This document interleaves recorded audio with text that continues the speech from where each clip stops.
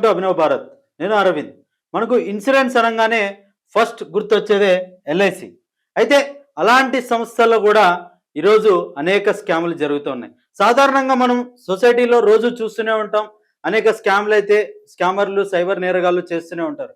అయితే ఇలాంటి ఇన్సూరెన్స్ కంపెనీలో కూడా స్కామ్ జరిగితే ఇంకా ప్రజలు ఎవరిని నమ్మాలి? అయితే ఈ సంఘటన ప్రకాశం జిల్లా కందుకూరు ఎల్ఐసి కార్యాలయంలో వెలుగు చూసింది. అయితే దీనికి సంబంధించిన వివరాలు చూసుకుంటే కందుకూర్ ఎల్ఐసి బ్రాంచ్ లో డెవలప్మెంట్ ఆఫీసర్ గా పనిచేస్తున్నటువంటి పూజల శ్రీనివాసరావు ఈ స్కామ్ కు పాల్పడ్డారు. అయితే సుమారు ఆయన 3 కోట్లకు పైగా ఈ స్కామ్ లో పాల్పంచుకున్నట్లు ప్రాథమిక విచారణలో తేలింది.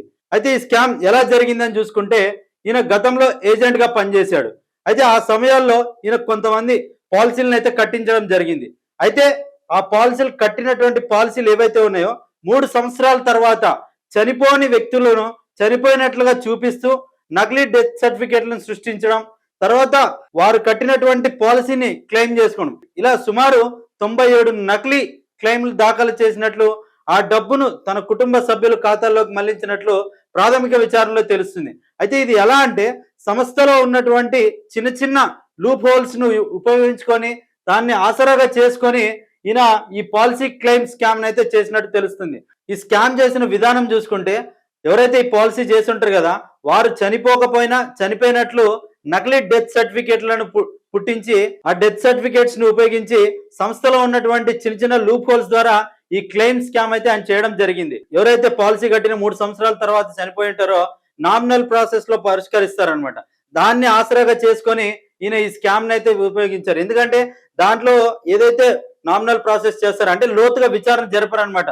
పాలసీ కట్టిన 3 ఏళ్లలో చనిపోతే లోతుగా అయితే విచారణ జరపరు. నామినల్ ప్రాసెస్ లో దాన్ని పరిష్కారం చేసుకునే ఒక లూప్ హోల్ ని ఉపయోగించి ఆధార్ కార్డ్ అనుసంధానం కాకపోవడం శ్రీనివాసరావు సద్వినియోగం చేసుకున్నారు. అంటే ఇలాంటి చిన్న చిన్న లూప్ హోల్స్ ని ఉపయోగించి ఆయన అయితే ఈ స్కామ్ ని బాగా యూటిలైజ్ చేసుకున్నాడు. అయితే ఈ విషయం వెలుగులోకి రావడంతో ఎల్ఐసిలో ఉన్నటువంటి ఉన్నతాధికారులు నిందితుడిని వెంటనే సస్పెండ్ చేశారు. అయితే ఇది ఎలా స్కామ్ అంటే ఆయన ఏజెంట్ గా ఉన్నప్పుడు పాలసీలను కట్టించడం, నామినీ పేర్లను వీళ్ళ కుటుంబ సభ్యులను పెట్టడం, లేదంటే వీళ్ళకి తెలిసిన వాళ్ళని పెట్టడం. క్లెయిమ్ చేసే సమయంలో నామినీగా చెందుతుంది. ఒక వ్యక్తి చనిపోతే ఆటోమేటిక్ గా క్లెయిమ్ ఎవరికి వస్తుంది? నామినీకి వస్తుంది. అయితే ఆ నామినీ ప్లేస్ లో వీళ్ళ కుటుంబ సభ్యులు మరియు ఇదని తెలిసినటువంటి వాళ్ళ అకౌంట్ లోకే ఈ అమౌంట్ అనేది ట్రాన్స్ఫర్ అయినట్లు కూడా ప్రాథమిక విచారణలో తెలుస్తా ఉంది. అయితే దీనికి సంబంధించి విజిలెన్స్ అధికారులు ఇంకా లోతుగా అయితే విచారణ జరుపుతూ ఉన్నారు. అయితే ఇక్కడ ఈ విషయం ఎలా వెలుగులోకి వచ్చిందంటే ఆల్రెడీ పాలసీ చనిపోయి పాలసీని క్లెయిమ్ చేసినట్టు ఉన్నటువంటి వ్యక్తి పేరుతో ఇంకా 2 పాలసీలు ఫోర్స్ లో ఉండడం ఎల్ఐసి లో ఉన్నటువంటి సాఫ్ట్వేర్ అయితే దీన్ని గమనించింది. తద్వారా మళ్ళీ క్లెయిమ్స్ కి వచ్చినప్పుడు ఈ విషయాన్ని అయితే వెలుగులోకి తీసుకురావడం జరిగింది. ఏంటంటే ఆల్రెడీ చనిపోయినట్టు చూపించినటువంటి వ్యక్తి పైన ఆల్రెడీ ఆయన ఆ వ్యక్తిపై క్లెయిమ్ కూడా చేసుకున్నారు. బట్ అదే పేరుతో మళ్ళీ ఇంకొక 2 పాలసీలు అయితే ఫోర్స్ లో ఉండటం వల్ల అక్కడ ఎల్ఐసిలో ఏదైతే సాఫ్ట్వేర్ ఉందో అది దీన్ని పసిగట్టింది అనమాట. ఆ తద్వారానే ఈ విషయం అయితే వెలుగులోకి వచ్చింది.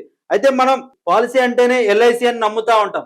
అయితే ఇలాంటి సంస్థలో సొంతంగా సంస్థలోనే పనిచేస్తున్నటువంటి వ్యక్తులే ఇలాంటి క్లెయిమ్స్ కి పాల్పడితే ఇంక ఎవరు నమ్మాలి?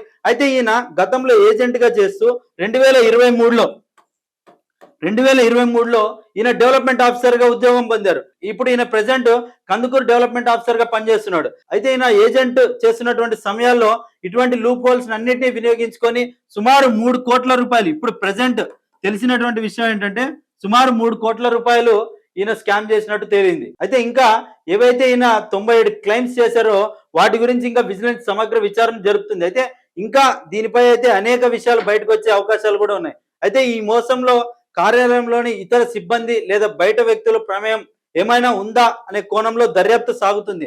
ఎందుకంటే ఇది ఎల్ఐసి అనేది చాలా చిన్న సంస్థ కాదు, ఇది దేశంలోనే అతిపెద్ద ఇన్సూరెన్స్ సంస్థ.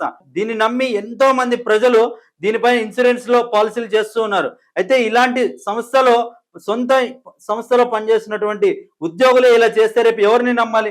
అదే విధంగా ఈ సంఘటనలు బయటికి రావడంతో ఎవరైతే పాలసీలు చేస్తుంటారో వాళ్ళు కూడా దీనిపై కొంచెం అప్రమత్తంగా ఉండాల్సిన అవసరం కూడా ఉంది. అయితే నిందితుడిపై క్రిమినల్ కేసు నమోదు చేసేందుకు అధికారులు సిద్ధంగా ఉన్నారు.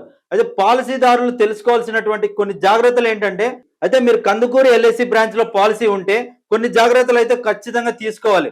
ఫస్ట్ ఆఫ్ ఆల్ మీరు యాప్ లో కానీ లేదంటే వెబ్సైట్ లో కానీ మీ పాలసీ యొక్క వివరాలను ఖచ్చితంగా తెలుసుకోండి.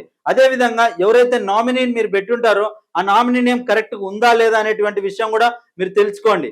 ఆ తర్వాత మీ ఒరిజినల్ డాక్యుమెంట్స్ కానీ లేదంటే బ్యాంక్ వివరాలు అయితే ఎవరికి కూడా ఇవ్వద్దండి. ఎందుకంటే వాటిని యూటిలైజ్ చేసుకొని ఇలాంటి క్లెయిమ్స్ అయితే చేస్తూ ఉంటారు.